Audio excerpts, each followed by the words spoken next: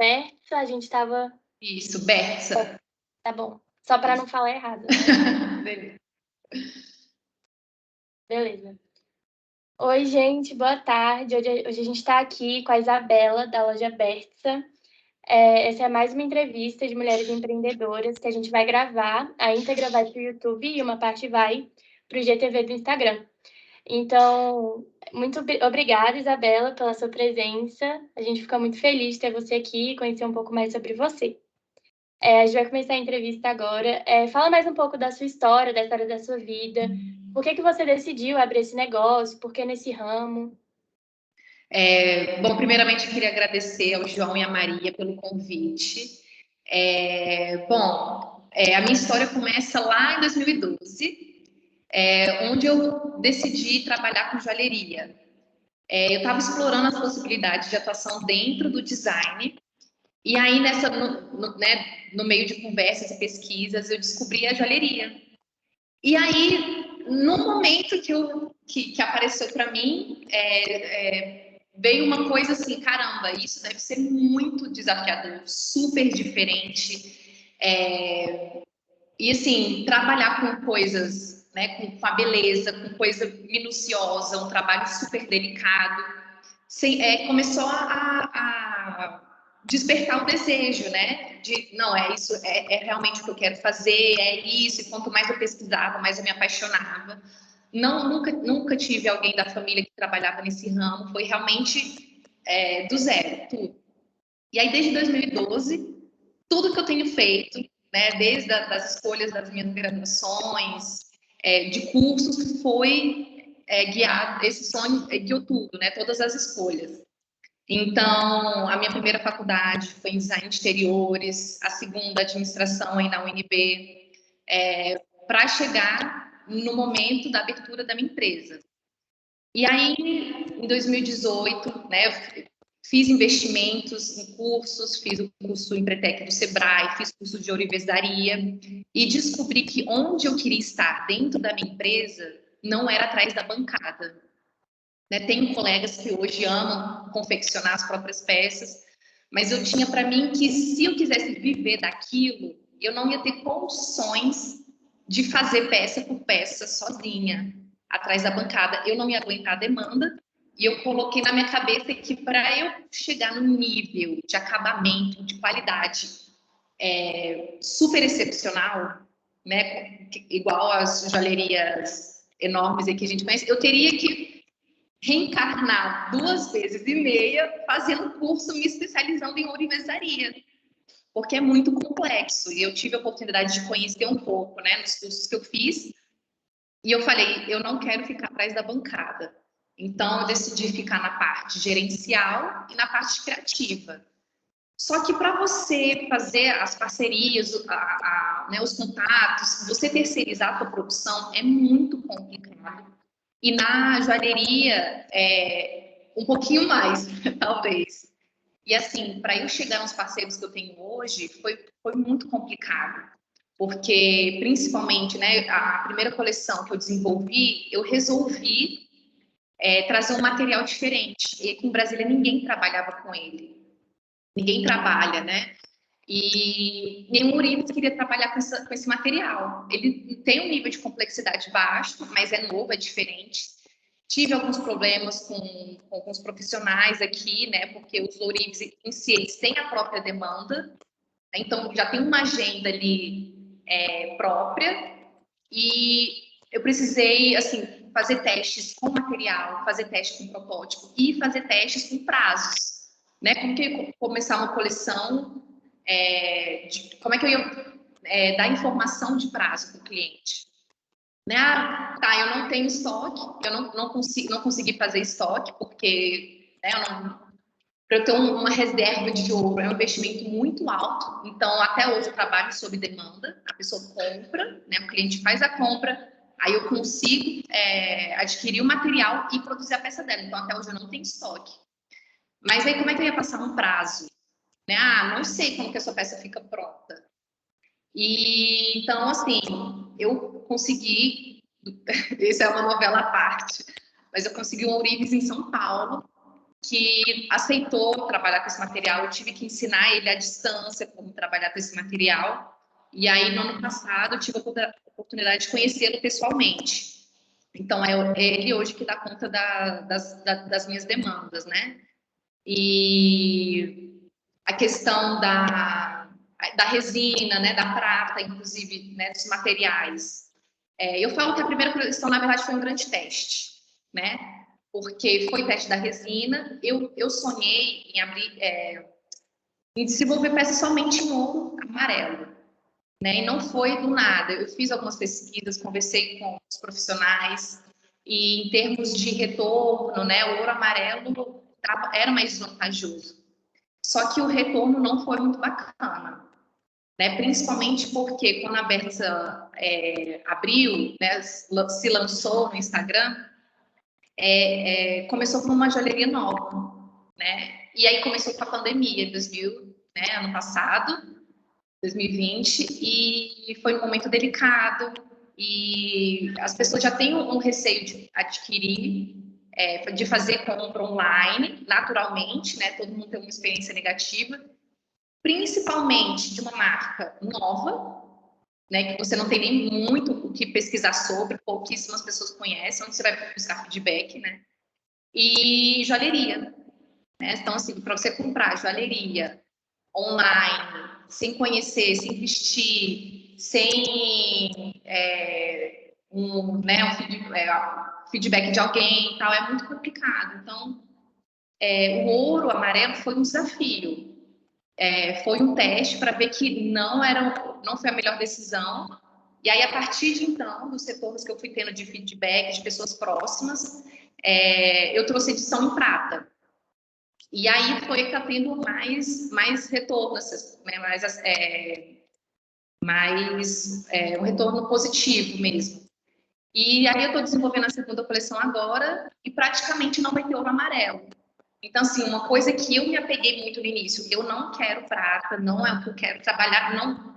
A primeira coisa que eu aprendi, não dá para você se apegar às suas convicções, né? Você precisa, mesmo não trabalhando com peças personalizadas, que é o meu caso, eu precisava de alguma forma me adaptar à demanda que eu estava recebendo. Não abandonei o ouro, mas eu preciso trazer estou buscando trazer mais diversidade de peças em prata, né? Então, hoje eu tenho alguns desafios, que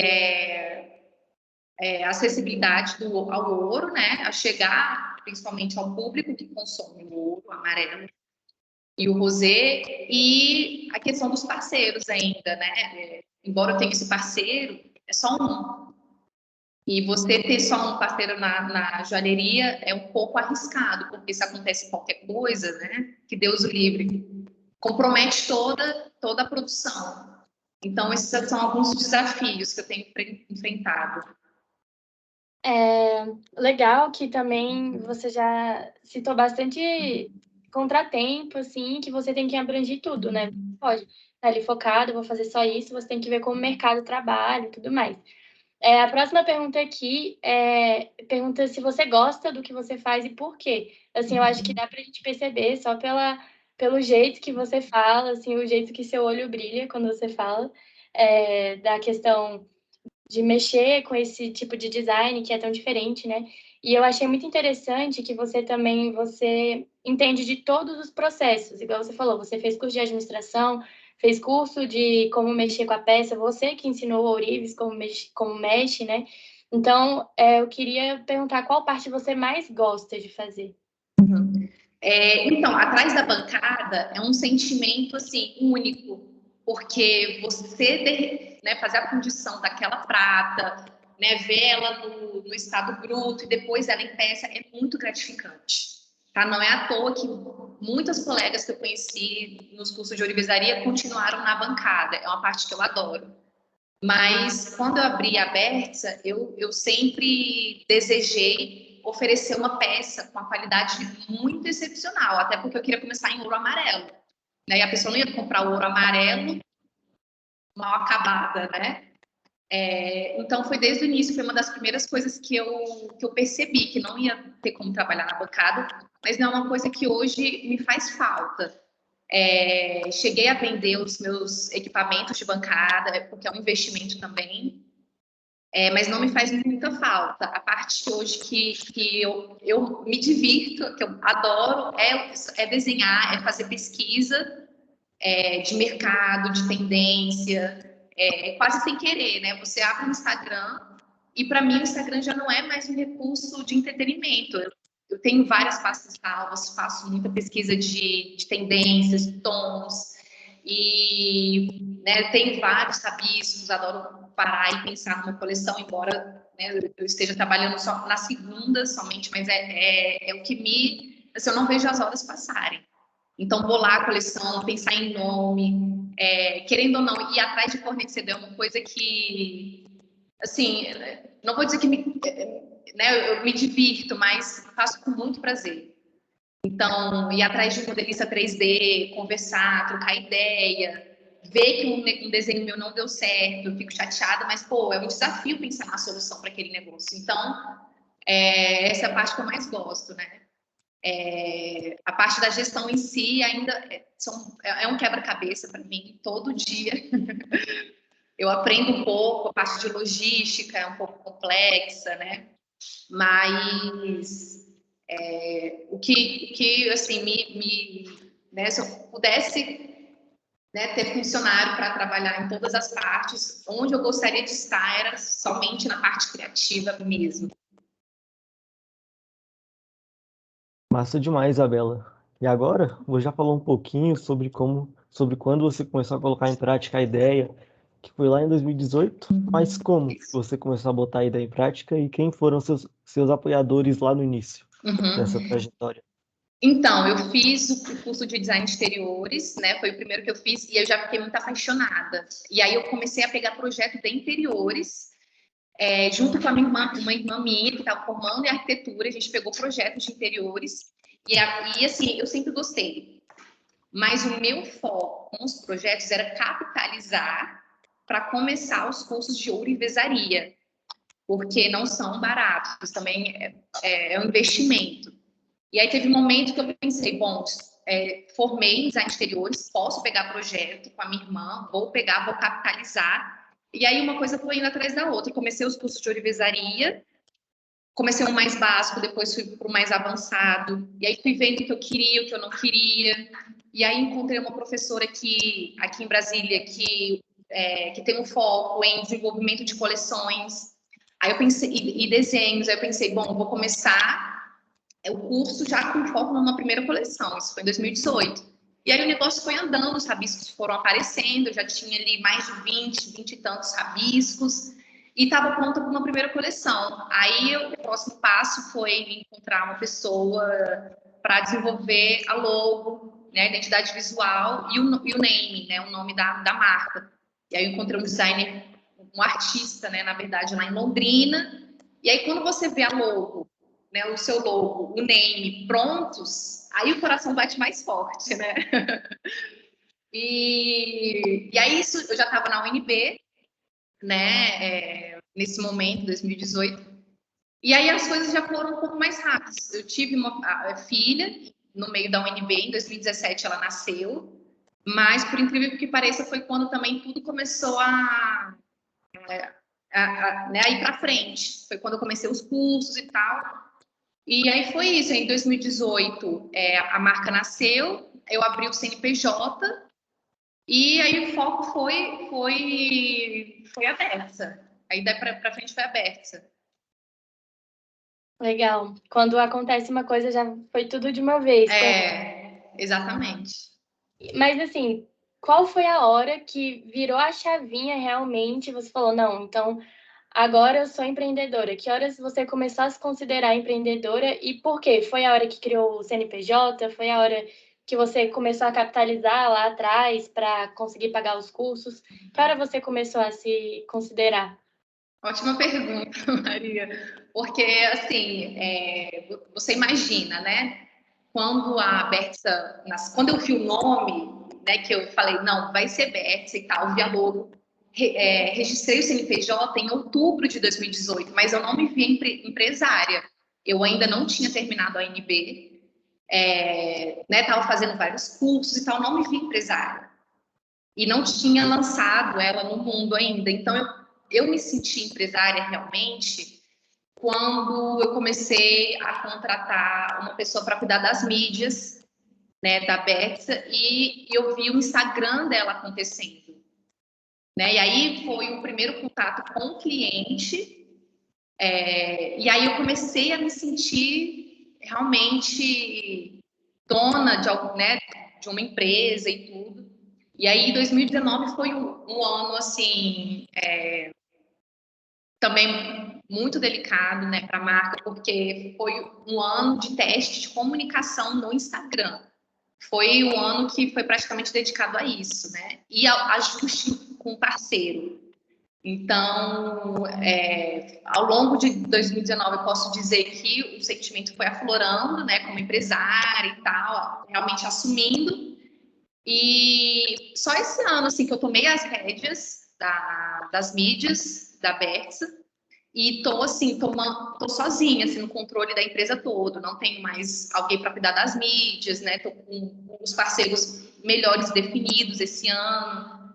Então, eu vejo que a coisa está indo. E aí, eu nas rédeas, né, 100%, eu posso dizer que estou me sentindo como dona do meu negócio, assim, a empresária, mas esse ano mesmo.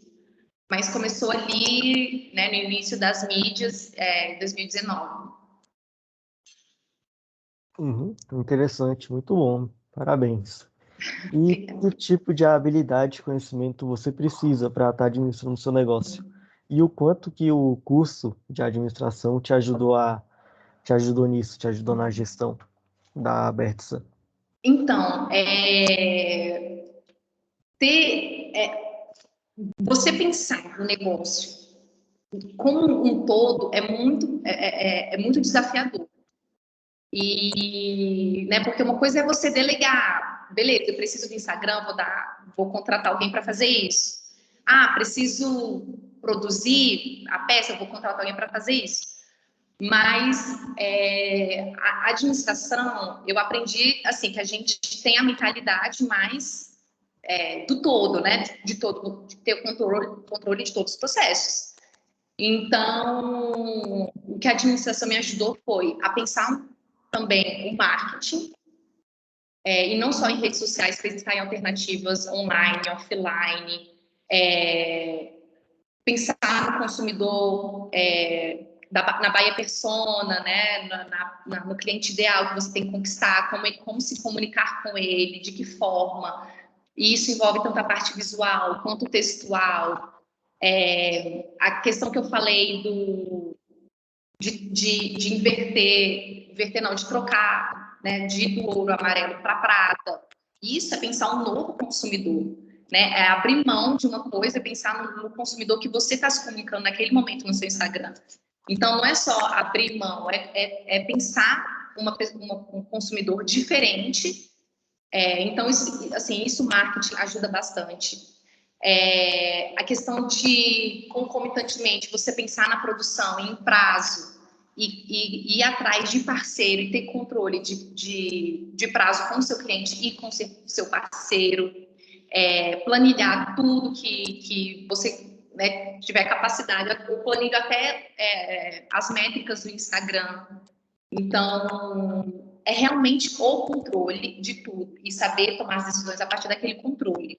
Né? Para mim, isso pegou muito nas mídias e com os parceiros. Até hoje, embora eu tenha alguns parceiros bem, né, assim, estabelecidos, né? O prazo ainda é uma coisa que eu preciso ajustar, porque eles também têm suas próprias demandas, motorista, Uribs. Mas, assim, eu tenho controle, né? Eu tenho tudo registrado. Assim, é bastante delicado, né? Você ainda ter que, enfim, cobrar. Ao mesmo tempo, eu não posso ficar na zona de conforto. Tá, beleza, tem um que tá fazendo, não, eu preciso ir em busca de outros para atender e pensar lá na frente, se isso aqui der errado, eu tenho o plano B, o plano C, né? Então, a segunda coleção, principalmente, ela está sendo bolada para depender menos do trabalho manual do meu Urives, porque se acontecer alguma coisa com ele, eu consigo dar continuidade à produção da coleção, entende? Então, pensar no médio e longo prazo, isso a administração ajuda bastante. O marketing, a produção, né? E naturalmente, a logística. Sem contar a parte financeira em si, né? Isso envolve a precificação, que é super complexa, né? Que é uma coisa que eu também fui ajustando ao longo do tempo. Busquei ajuda do Sebrae também, com a parte de vendas, a gente criou uma planilha super bacana. Então, é isso, assim, ter a visão macro da coisa é, assim, essencial, porque você até conversa com as pessoas, né, parceiros e tal, só que eles não têm a visão da gestão toda que a gente tem. Então, por exemplo, o Urives, vou produzir em 20 dias, só que isso tem que estar alinhado com o marketing, com o lançamento da coleção, com a produção. Se eu fizer um Black Friday, né, eu tenho que bolar um prazo de entrega X, então não pode ultrapassar aquilo. Então, assim, é muito engraçado ver que realmente tudo conversa junto, né? E a cabeça do gestor funciona de uma forma diferente de alguém, por exemplo, que empreende sem o curso, né? E essa minha professora que me ajudou muito na primeira coleção, ela fala, olha, o seu diferencial tá no seu curso. Porque várias alunas que eu tenho, que já empreendem há muito mais tempo, têm uma dificuldade de gerir. Eu não estou falando que a minha joalheria é de sucesso, não estou falando isso, né? Mas, assim, ter essa ferramenta a mais, né, com certeza te diferencia. E eu ainda estou alinhando muita coisa, aprendendo muita coisa, mas a administração tem me ajudado muito nisso. Eu acho que esse é o diferencial que a gente consegue ver muito com as mulheres que a gente conversa. Não é que quem fez administração, quem cursa, né, não erra, mas acho que erra menos por conseguir planejar mais e tudo mais, né? Exatamente. Aí você contou pra gente alguns desafios, obstáculos que você já enfrentou desde lá de 2018, desde o início.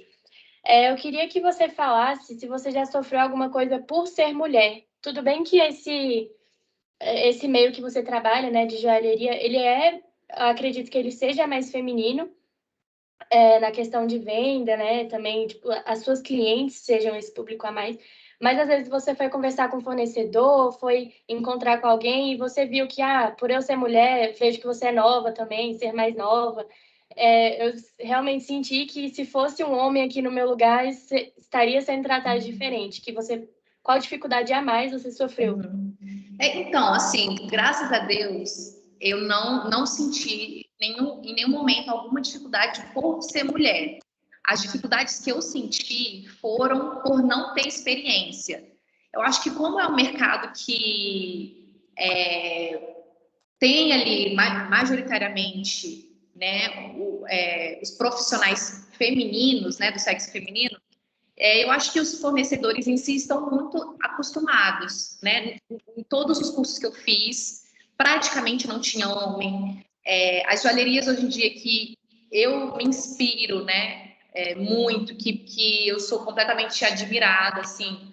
Eu vejo mulheres no comando, sabe? As artistas, as designers de joias, grandes joalheiras.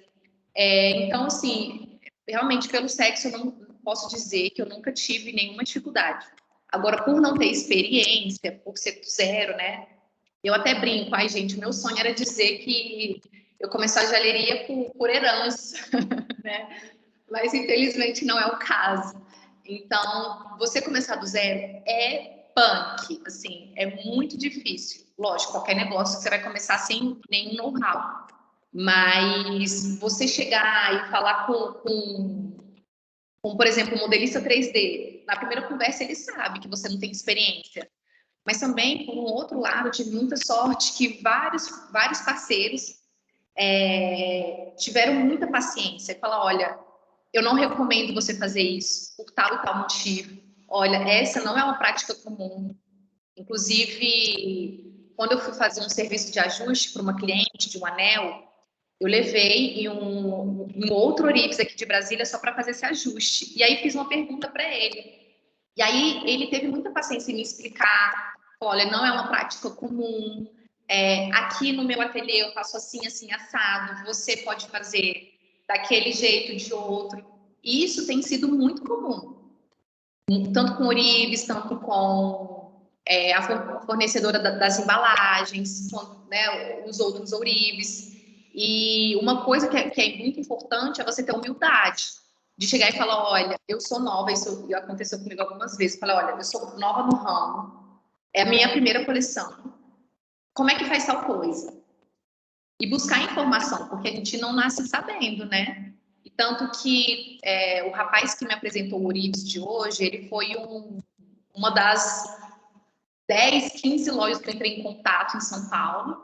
E aí o dono de uma loja da Rua Barão, que é uma rua famosa só de joalheria lá em São Paulo, falou, olha, eu sei pelo que você está passando. Eu sei que você está no início, eu já tive no início. Eu vou te ajudar. E aí, naquele momento, assim, eu senti que ele segurou a minha mão, eu me senti, meu Deus, que anjo na minha vida, né? São poucos, mas tem gente que é boa, assim. E aí ele me ensinou várias coisas, ele que me apresentou o Orives, ele falou, olha, eu não apresento ele para ninguém, o cara é muito bom, não passo o contato dele para ninguém, né? Ele confiou super em mim para passar. E aí ele trabalha comigo hoje, então assim, foi super bacana da parte dele, né? E era um homem, um cara com várias lojas na Rua Barão, super experiente, ele herdou de família várias lojas, e ele não tinha obrigação nenhuma de me ajudar, né? Mas ele viu que eu estava começando, né, humildade de perguntar e tal. E aí ele ajudou. E aí, se você perguntar, pô, quantas pessoas te ligam e te pedem uma ajuda, né? Eu tenho certeza que não é todo dia também que ele... Então, assim, é uma coisa que aconteceu comigo, com certeza estou disposta a ajudar, né? São raras as pessoas que têm essa paciência. Então, eu dei muita sorte, assim, que não tive nenhum problema, né? E, pelo contrário, pessoas bacanas, né? E dispostas. Eu imagino, tanto que tenha sido difícil começar algo do zero, que de fato é muito difícil. E que bom que você conheceu pessoas muito boas na trajetória. Mas, enfim, o que você acha que mudou na sua vida de antes de 2018 e hoje? Antes de abrir o negócio e hoje, quando você está tocando o negócio, praticamente lidando com tudo da parte da gestão. O que eu aprendi, né? Assim, no geral, né? Você diz? Tipo, o que você vê de mudança que teve? Como é que é? Qual é as principais diferenças entre a Isabela de antes de Ah, tá. 2018 e da Isabela de hoje, que está aqui na entrevista? Nossa, então, é engraçado. Acho que, assim, a coisa que mais mexeu comigo, assim, que eu enxergo de uma forma completamente diferente hoje por conta do meu negócio, são as pessoas empreendedoras. Sabe, assim, mesmo amigo, cara, quando eu vejo que um amigo meu começou um negócio, eu compartilho, eu sigo, porque é isso que eu queria muito que fizessem comigo, né? Você vê vários memes, assim, quanto custa você ajudar um amigo empreendedor, né? R$0. Então, assim, eu valorizo muito, porque eu sei que não é fácil. Todas as etapas, né? Capitalizar, manter vendas, planejamento e tudo. Então, o meu olhar para o empreendedor mudou radicalmente.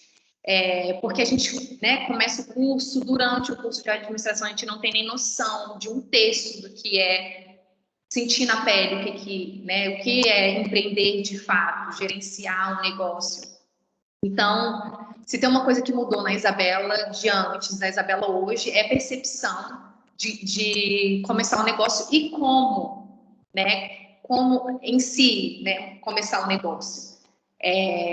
Eu tinha para mim que do jeito que eu tinha em mente, do jeito que eu estou pensando aqui vai ser sucesso na certa, vai dar muito bom, é isso. E assim, está sendo completamente diferente. Né? Então, assim, algumas coisas que eu aprendi a valorizar o empreendedor, né, as atividades, e dar apoio, apoiar quem eu conheço que é empreendedor, comunicar, saber me comunicar quando eu preciso de ajuda, né, e buscar os parceiros, fornecedor, porque ninguém vai vir até mim. Oi, você está precisando de ajuda? Não, então, assim, tomar a iniciativa, porque se você não fizer para a sua empresa, ninguém vai fazer. Então, essa postura de iniciativa, ela muda da água para o vinho. Porque tudo que você precisa fazer é para ontem. Né? As suas vendas, suas ações, seu planejamento. E só você sabe da sua urgência, do seu negócio. Né? Então, essa iniciativa também, ela, assim, transforma, né, a pessoa antes de entender para depois. E é isso, assim, e estar sempre em movimento. Né? E quando eu digo estar sempre em movimento, é para tudo, assim, estar sempre buscando os fornecedores, estar sempre pensando tudo, assim, as coleções, a sua comunicação, o que você quer para sua empresa no curto, no médio, no longo prazo, o que você precisa fazer para chegar ali. Então, é assim, não ficar na zona de conforto. Acho que quando a gente está na zona de conforto, tem alguma coisa errada. Né? Então, essa postura, assim, de urgência, né, a cabeça está sempre ali, a gente não dorme. O sono também não é mais o mesmo. Então, são coisas que mudam, é engraçado. Isso acho que eu nem tinha parado para fazer essa reflexão, mas e são comportamentos que mudam por conta da empresa, mas que ficam para a vida. Né? Então, assim, vou fazer sei lá, planejar uma viagem. Você já não planeja da mesma forma. Então, é interessante. Eu acho que a cabeça do empreendedor fica ali 24 horas, 7 dias por semana, sempre pensando como melhorar, o que fazer, né? E pensando um pouco nisso de pensamentos a médio, longo prazo, se você puder escolher, o que você vai estar fazendo e como vai estar sua loja daqui a 5 anos, mais ou menos. Hoje em dia vocês trabalham com Instagram, com venda online, né? Então você pensa em ter uma loja física ou você acha que essa área online ela vem crescendo e não é necessário? Quantas coleções você pensa em fazer nesse prazo? Se você já tem em mente, mais ou menos. Nossa, tem. Então, eu comecei o negócio até, assim, um pouco ambiciosa demais. Tanto que quando a gente vê o negócio acontecendo e não acontecendo da forma que a gente sonha, é um pouco frustrante. E é um sentimento que a gente tem que aprender a lidar, né? Mas, nossa, eu sempre tive grandes sonhos, assim, para a Beth. Eu até falo que o meu propósito com a minha marca, com a minha empresa, é muito maior do que vendas. Porque se tem uma área que eu sou encantada, é sustentabilidade. Então, eu tenho para mim que daqui a um tempo eu vou conseguir ter um negócio de joalheria que hoje é praticamente impossível, sustentável. Né? E eu pesquiso, eu estudo sobre, assim, uma complexidade, um universo também à parte, mas que eu estou disposta. Então, assim, daqui 5 anos, eu me vejo empenhada nesse assunto, né? Empenhada em trazer esses elementos sustentáveis para a minha empresa, né, social e ambiental. É uma coisa que, nossa, assim, eu sou super admirada, né? E é uma urgência do nosso planeta, da nossa humanidade. Então, eu quero trazer esse propósito para a minha empresa, né? Me vejo, então, trabalhando alinhada com esses propósitos, com esses objetivos no futuro, curto, se Deus quiser. E vejo aberto com pontos físicos, porque eu acho que, né, embora a compra online seja só crescente, né, inevitavelmente, a experiência física, ela assim, tem se mostrado fundamental. Eu acho que até potencializou um pouco na pandemia, né? Mas, assim, você trazer a experiência física para o seu cliente, eu acredito que transforma o negócio. E na joalheria, especialmente, porque uma coisa é você ver com os olhos, outra coisa é ver com as mãos. Né? É muito complicado você vender através de fotos, né? Uma coisa que faz parte, assim, a pessoa tem que sentir, né? Ver com a mão, usar e tudo. Então, não sei se daqui 5 anos eu vou ter ponto físico só da Berta, mas eu penso assim, criar parcerias, né, lojas físicas de forma colaborativa, que tenham os mesmos, não são critérios, né, mas assim, que tenham um público, né, uma loja colaborativa, que tenha o mesmo viés de público, perfil, né, de público da Berta. Eu penso que daqui 5 anos eu consiga estar presente em alguns pontos ao redor do Brasil, né, num prazo um pouco maior fora do Brasil também, um sonho em ter presença. E são esses dois objetivos, assim, que eu posso dizer que eu tenho para daqui 5 anos, né? Eu pretendo ter conseguir fazer mais lançamentos por ano, né? Hoje, eu não consigo ter essa velocidade. Então, daqui a 5 anos, eu pretendo ter mais lançamentos ao longo do ano e trabalhar com esses pontos de venda física, né?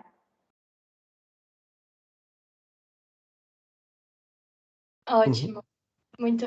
Vai, João. Então, muito bom. Muito bom. Eu peço perdão que minha internet ali caiu agora há pouco, mas consegui voltar. E agora nós vamos para a parte 2 da entrevista, que é basicamente a gente quer conhecer mais o negócio, como você conduz ele, conhecer mais a marca mesmo. E a primeira pergunta é: o seu negócio reflete quem você é? Seus valores pessoais, que você enxerga assim na vida? Você falou um pouco da sustentabilidade, mas pode falar de outros valores se quiser também. Tá.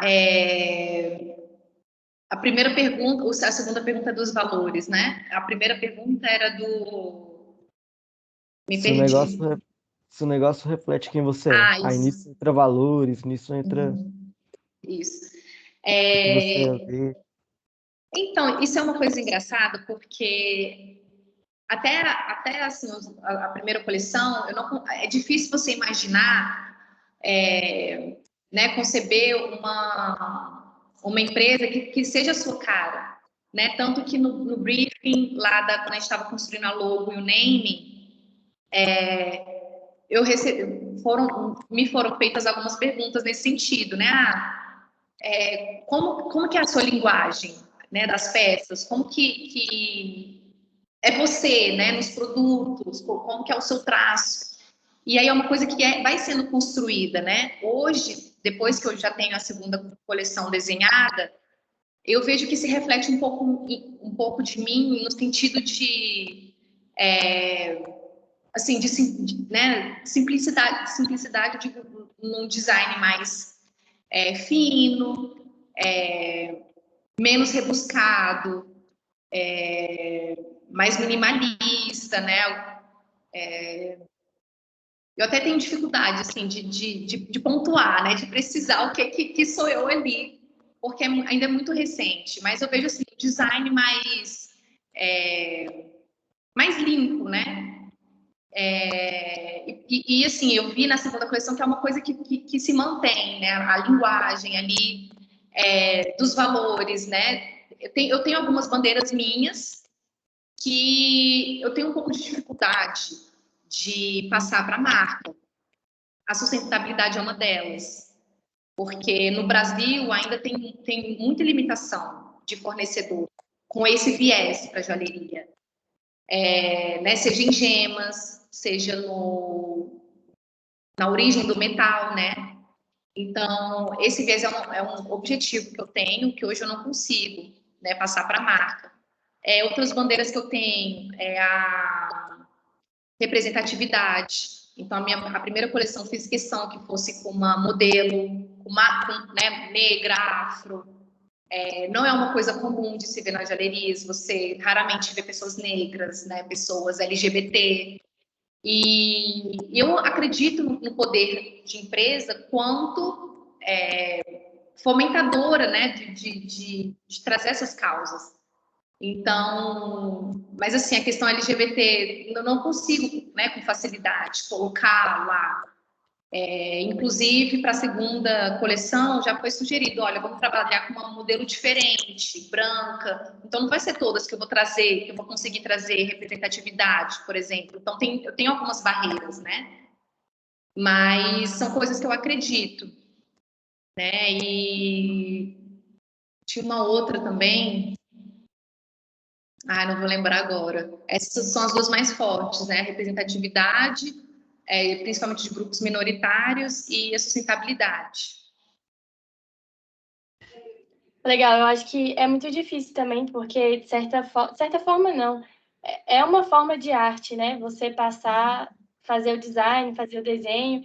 E arte é a gente se expressar, mas é difícil também a gente se expressar em uma e tudo mais. Mas é bem legal esse pensamento, assim, de diversificar e tudo mais. Agora a gente quer saber um pouquinho como é estruturado o negócio. Você falou que você tem um ourives, né, que é em São Paulo, mas assim, por exemplo, você disse que não trabalha com estoque, mas aí quando a peça chega, aí você monta tudo na sua casa, vocês têm algum espaço físico para entregar? Como é que funciona? Se tem outro tipo de parceiro também. Então, o que acontece? A minha estrutura, ela já tinha, né, eu tinha os parceiros, modelista 3D, o Ourives, e tinha o pessoal das mídias, né, que era uma empresa júnior que cuidava lá de Minas. Na época, a UNB não tinha disponibilidade, a empresa júnior daí. E eles eram ótimos parceiros, a gente estava se dando super bem, só que eu precisei rescindir o contrato porque eu precisava fazer novos investimentos na marca. Mas hoje sou eu tenho o Ourives, aqui em Brasília eu tenho 2, né, de emergência, digamos assim. Tenho modelista 3D, tenho parceiro das embalagens, tenho parceiro do material da resina. E aí, o que acontece? Quando o Ourives faz a peça, geralmente, quando ela vem para mim, eu dou um retoque na resina. Então, o que eu tenho são poucos materiais que eu consigo manusear para dar o acabamento que eu quero. E aí, isso eu consigo fazer sozinha, né? Então, eu faço isso, ainda tem essa etapa, né? Depois o Ourives vem para mim, a peça que tem a resina, eu dou um último acabamento antes de mandar para o cliente. E o que mais? O modelista, o Ourives.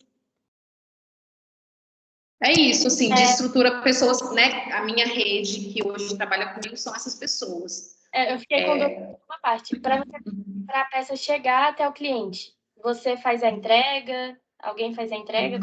Tá. Então, eu tenho um cadastro no Melhor Envio e no Correios, né? Com o CNPJ, eu consigo um valor melhor de frete. Então, aqui em Brasília, eu fiz as entregas pessoalmente. E fora de Brasília, eu contratei a Melhor Envio. E aí, no site, a pessoa consegue escolher, né, qual o frete. Aí, enfim, a partir do momento que eu despacho, aí a empresa escolhida, né, enfim, paga frete, jetlog, né, e depois eles repassam.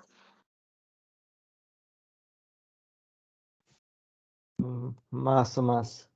E quando você vai tomar alguma decisão? Acho que mais a questão de coleção, das coleções, de saber se vender tal peça. Você consulta os ourives, os colaboradores? Com Ou certeza. é uma decisão assim meio que sozinho? Totalmente. João, engraçado você também ter feito essa pergunta, porque, assim, eu estou no início, né? Embora a marca tenha sido registrada em 2018, eu só tenho trabalhado em volta de uma coleção. Todos os ajustes, tudo que eu fui feito foi só com ela.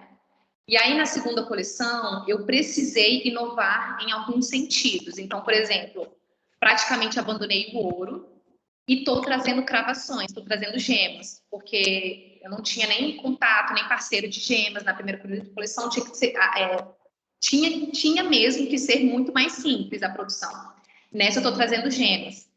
Então, assim, na hora de fazer os desenhos, de criar, a cabeça vai lá nas nuvens, né? A gente cria umas coisas que a gente olha e até se questiona se aquilo é viável, né? A produção, isso é possível, isso não é? Como é que é feita essa cravação, onde tem essa curva, né? Então, assim, eu desenho, mas eu busco feedback. Então, por exemplo, eu tenho o meu modelista 3D e falei, olha, mandei as fotos.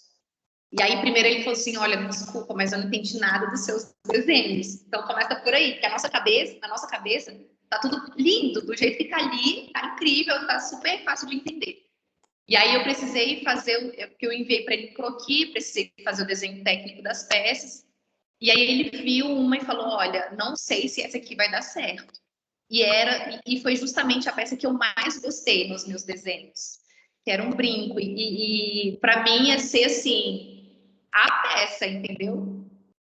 E não tá dando certo. Então, hoje, inclusive, eu conversei com ele e a peça vai ser completamente diferente. Antes tinha cravação de um jeito, hoje já não vai ter mais nenhuma cravação. E aí, assim, o desafio é ouvir, né? Saber ouvir e saber fazer a adaptação. Porque são profissionais que você busca, né? Primeiro são profissionais, né? Uma pessoa especializada em gravação, em modelo 3D, em produção de joalheria. Então, buscar informação e aprender e saber adaptar para o seu desenho.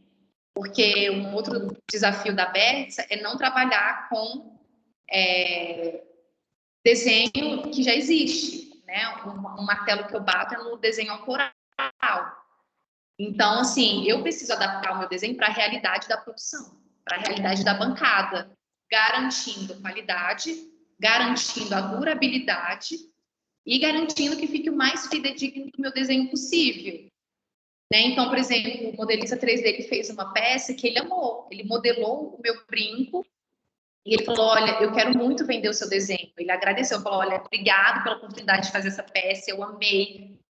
Você me permite vender? Olha, eu não posso deixar você vender porque eu bato na tecla do design autoral, né? Como se o meu design tá rodando. Mas quando eu vi a peça, eu não gostei. Eu falei, olha, não é o que eu quero. Eu desenhei a peça para ter um movimento X e não tem um movimento. E aí, assim, não é ser chato, mas é persistir na sua ideia. Porque a gente, com cabeça de design, você pensa, se isso der certo, isso vai ficar muito bacana. E aí o Ourives vem e fala, olha, assim, não funciona. Então, peraí, que eu vou pensar como que eu vou fazer essa adaptação.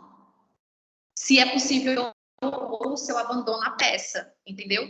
Então, isso aconteceu e é preciso ter humildade para ouvir, receber crítica, né? Porque você está aprendendo com eles, são praticamente seus mestres, eles sabem muito mais do que eu, né? Então, sempre olha, eu sempre faço o approach, né? Chego neles já perguntando, olha, nunca fiz a peça desse jeito. Você acha que vai dar certo? Eu sempre faço essa pergunta. Ou não, né? Como é que ela vai acontecer aqui? E aí é engraçado porque o aprendizado não é só meu, né? Esse modelista, por exemplo, ele desenhou a peça com um formato que ele nunca fez antes, de uma forma que ele nunca construiu antes. Então, ele foi ajustando, né, com expertise dele, e eu fui ajustando pro design que eu gostaria. E a gente vai chegar num resultado bacana, né, a partir do feedback que ele deu. Então, assim, isso eu vejo que acontece para tudo. Né? Você vai escolher embalagem, acontece com o fornecedor de embalagem, enfim, isso segue. Di, fecha aqui para mim.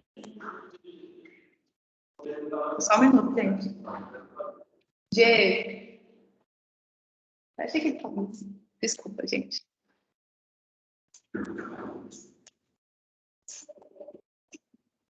Relaxa, tudo bem. Tá travando ou você tá me ouvindo bem? Eu tô te ouvindo, o meu travou? É porque, tipo, a sua imagem tá travada. Sério? Mas eu te escuto perfeitamente. Eu também, tava então. Tá travou? Nossa, eu devo estar com uma cara maravilhosa travada. Não, mas tá Mas tranquilo. vocês estão me ouvindo, né? Estão Tá. ouvindo tranquilo. Tá, beleza.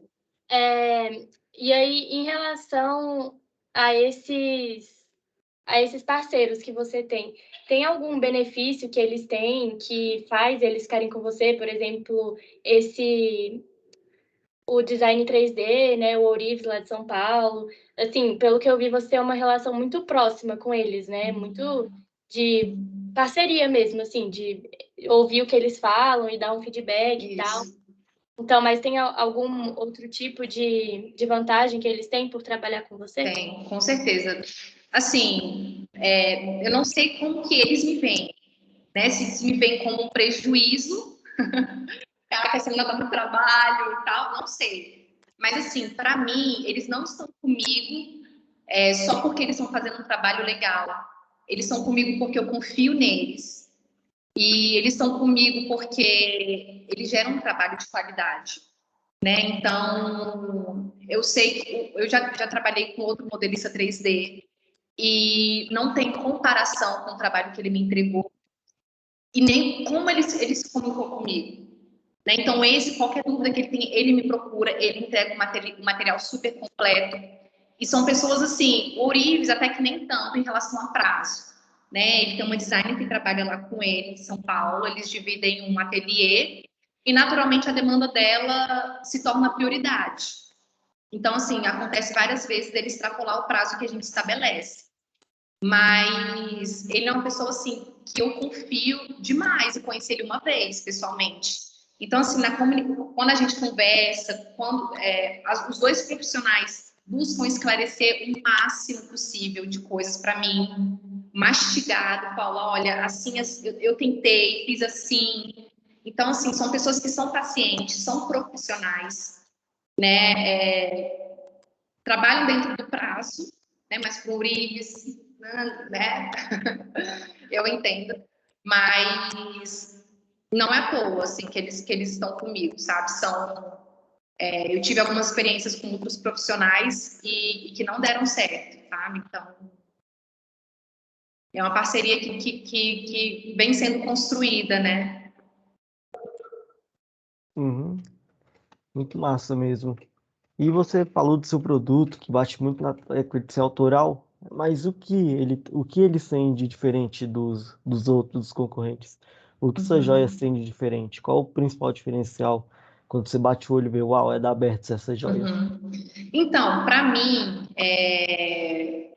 assim, quando a gente trabalha no ramo, a gente começa a trabalhar também o nosso olhar para aquele produto.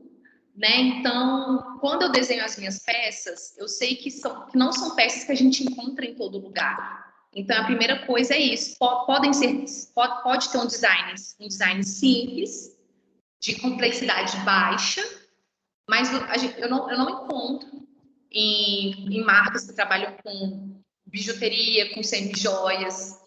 E esse é um ponto que eu busco aqui, né? Quando eu faço pesquisa, lógico, busco em outras joalherias, eu vejo que a minha pesquisa em outras joalherias é muito para ver o que pode ser feito na joalheria, né? Então, trabalhar esse olhar da possibilidade física mesmo da peça, né? O mecanismo, mas sempre trazer uma coisa diferente do que tem no mercado. Então, para mim, isso é o design autoral. E também trabalhar uma linguagem minha, né? O desafio de você construir uma outra coleção, que para mim tem uma expectativa altíssima, que eu preciso, né, atender essa pressão, digamos assim, é manter uma linguagem, né, da primeira para a segunda, manter uma linguagem estética e uma linguagem pouco comum, que você não encontra, não vou comprar da Bertza, mas eu vou encontrar um parecidinho, né? Assim, um igual. Isso não tem. E a resina foi um pouco também com veio também um pouco com essa questão. Essa resina você não vai encontrar da mesma forma. Já fiz inúmeras pesquisas, nem com o mesmo material eu encontro. Então, assim, já até me questionei a questão de patentear o material, mas é tão simples, assim, tão barato ele, que não sei, enfim, mas foi numa tentativa de exclusividade que eu trouxe, né? Então eu diria que seria isso mesmo. Ai, que massa. É bom que a pessoa, ela compra e quando ela vai indicar, ela fala esse diferencial também, né? Não, compra lá, porque o produto é realmente único. E aí, pensando nisso, que você falou que você se informa e tudo mais, quais são os canais que você mais se informa? É Instagram? Você realmente vai nas joalherias? E você tem alguém que você conheceu nessa estrada toda, né? Que você compartilha essas informações? Você compartilha com alguém, com algum fornecedor, alguma coisa assim? Essas informações você diz experiências mesmo? Também as experiências, né? Eu falo, que você falou anteriormente. Eu vou pesquisar aqui sobre essas peças, que cores que estão usando, que tipo de coisa eu quero trazer para minha coleção, esse tipo de informação. Tá? Então, quando eu vou em shopping e tal, eu bato o olho, né? Eu vejo, mas a minha pesquisa hoje, ela é exclusiva no Instagram. Porque eu tenho as marcas que me inspiram pra caramba, assim, que eu sou fã de carteirinha, não que eu seja consumidora, tá? Porque eu falo, olha, a minha dificuldade também é me enxergar como consumidora de joias. Eu não sou uma consumidora de joias, mas eu amo o trabalho. E são, assim, joalherias super autorais, que não vendem nada da moda, por exemplo, né? Então, a minha pesquisa é centralizada no Instagram. Lá eu consigo acessar todas, né? Sou atualizada instantaneamente. Então, é a minha principal fonte. Tanto que eu falo, eu não vou no Instagram para entretenimento. Eu faço pesquisa e é o tempo inteiro. E a outra pergunta foi... Se você... se eu compartilho. Isso. Então, quando eu estava com essa minha outra professora, ela é praticamente assim, uma mestre e consultora, né? Ela é uma profissional que está na área, que trabalha com vários joalheiros, né? E na época, todas as pesquisas que eu fiz, eu compartilhava com ela. Hoje eu compartilho bem menos, porque eu não encontro mais com ela semanalmente como eu fazia antes. Mas todos os testes materiais que eu fiz com ela. E ela é uma pessoa que adorava colocar a mão na massa, é uma pessoa que incentivou muito a questão da prototipagem. Então ela falou, olha, legal, gostei desse material, compra pra gente, eu divido com você o custo, divido com você o frete, vamos fazer aqui o teste no meu ateliê. E ela botava, né, assim, super pilha de fazer e de testar. E ficava de olho nas mesmas tendências. Até hoje ela me manda referências que lembram as minhas pesquisas da época que fazíamos juntas. Então ela é uma pessoa que eu compartilhei muito do que eu aprendi, inclusive com o Urips, a gente compartilha muito contato, né? Hoje a gente perdeu um pouco esse contato mesmo, né? De compartilhar as coisas, porque a gente realmente não encontra mais tanto, né? Mas é uma pessoa que vira e mexe, eu mando para ela, ela me manda. E é bacana isso, ela ficou com o olhar atento, né? Para mim. E ela fala, olha, lembrei disso, isso é a cara da sua coleção. Olha essa técnica. Então, é legal, assim, é uma pessoa também que é raro de se encontrar no ramo. Uhum. E da pandemia, você falou lá que as vendas estão crescendo, cresceram muito essa questão de venda online, mas houve algum desafio na pandemia? Como é que foi administrar a empresa no contexto de pandemia desde o início do ano passado? O Pois, quanto a pandemia impactou o seu negócio? Então, como eu tô né, eu sempre tive presença exclusivamente online, eu não posso dizer que, ai, nossa, né, fui super afetada, não precisei fechar nada, não precisei pagar nada extra sem usar, né, não estou pagando loja, condomínio de loja, de aluguel, essas coisas. E como eu estou começando, as minhas vendas nunca caíram, porque elas ainda estão engatinhando, sempre estavam, né, engatinhando. Então, assim, só foi um pouco mais complicado para mim, porque foi um momento onde as pessoas começaram a priorizar mais ainda os seus gastos, né? A venda online, compra online cresceu, mas as pessoas ficaram um pouco mais conscientes do que comprar, do que consumir, abandonaram um pouco a questão, né, produtos supérfluos. Se a pessoa comprava uma joia para um evento especial, para um casamento, esse evento deixou de acontecer. Então, eu senti que a consciência, né, do consumo das pessoas mudou. Então, nesse sentido, a minha comunicação ficou assim, está sendo um desafio ainda, né? Porque a gente também não acabou a pandemia, então está sendo um pouco difícil trabalhar vendas, né, ainda por conta da pandemia, né? Mas me abalou muito diferente de uma pessoa, por exemplo, que tinha um ponto físico, né? Sim, com certeza. Eu acho que que também um pouco que pode ter te afetado a pandemia foi a questão, como você tem o Ourives em São Paulo, né? A questão de frete, pode ter aumentado o preço. É verdade. No início da pandemia, ele ficou de me entregar alguma coisa e aí a gente teve um pequeno atraso porque os correios estavam fechados lá, né? Teve lockdown. Então, realmente, isso aconteceu. Agora a gente já está se encaminhando para o final da entrevista e aí a gente vai focar um pouco sobre você ser mulher empreendedora, né? E aí eu queria um pouquinho, na sua opinião, foi a importância do empreendedorismo feminino na sua vida? Você disse que você mudou muito, né? Até a forma de se portar no seu lado pessoal também. Mas aí você pode citar, assim, o quão foi importante ver mulheres empreendedoras e poder se inspirar nelas, que nesse ramo que você trabalha, né? São muitas designers, muitas donas de loja. Então, qual foi a importância desse empreendedorismo para você? Então, eu sempre que eu converso com as pessoas, a gente, né, sobre o empreendedorismo, vem a palavra liberdade financeira. E, assim, isso é uma coisa muito importante, né? Ainda mais depois que você tem filho, né? Eu também sou casada.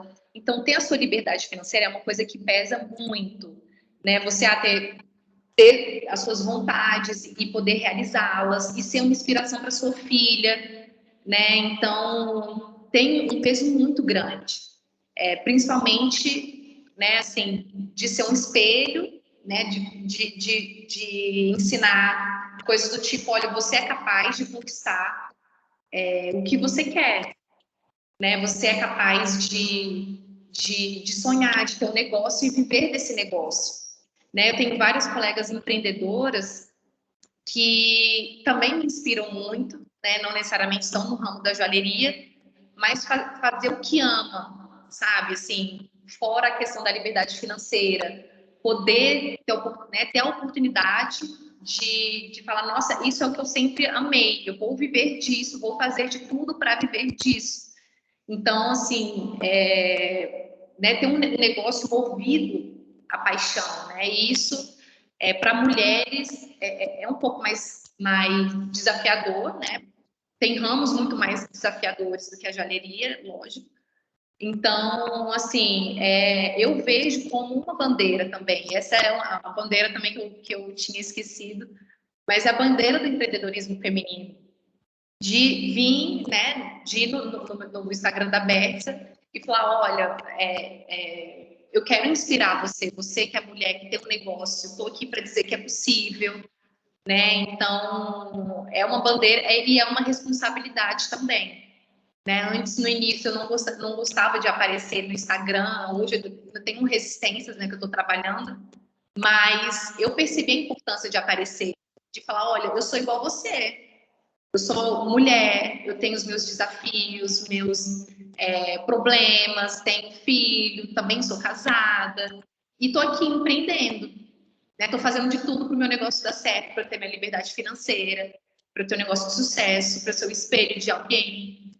Né? Então, é uma responsabilidade, é uma bandeira, é desafiador, né? Mas é possível. Então, é realmente uma coisa que é incrível. Assim, as mulheres que eu conheço inspiram muito, muitíssimo.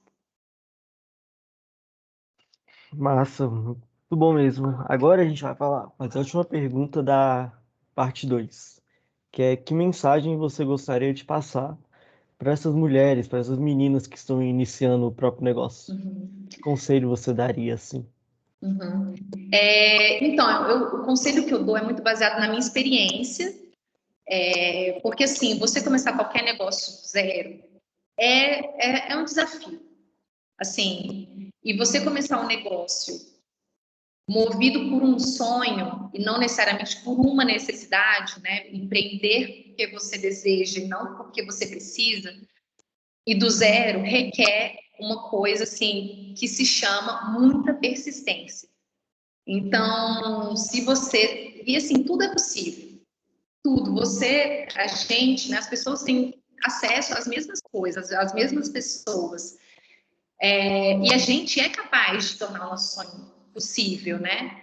Então, assim, se você, né, eu vou falar aqui para a segunda pessoa, Então, assim, se você quer empreender, tem um sonho de empreender, de abrir um negócio, tenha muita persistência, persista. São muitos desafios, mas se você tem um propósito, se é aquilo que te traz